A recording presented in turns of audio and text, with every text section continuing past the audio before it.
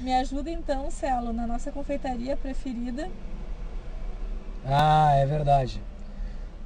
É a confeitaria Strauss-Kaluschen. Strauss-Kaluschen. Strauss-Kaluschen. Strauss-Kaluschen. Strauss-Kaluschen. Deu? Strauss-Kaluschen. Vai dar pra fazer Strauss-Kaluschen. uma edição nesse... Ok? Agora o Eglo tem uma síncope do outro lado e morre. Então, Strauss-Kaluschen. eu falo a confeitaria, tu diz o nome, tá? A confeitaria Strauss-Kaluschen. fica ali na Silva Jardim. E eles têm diversos doces. É uma confeitaria alemã, na verdade. Strauss-Kaluschen. Né? Que atende de quarta-feira a domingo. Então, segunda e terça-feira não adianta ali, que é o dia que eles estão de folga.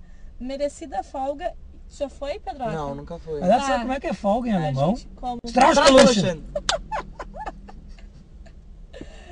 Esteticamente ridículo, Esteticamente hein, Pedro? ridículo. Esteticamente ridículo, piada interna. Piada interna, total. E eles fazem, Pedroca, Strauss-Kaluschen. não é. Não? Mas a gente podia chamar esse mil folhas de Strauss-Kaluschen. Strauss-Kaluschen. Bah, isso é Eles maravilhoso. fazem um mil folhas na hora, inacreditável.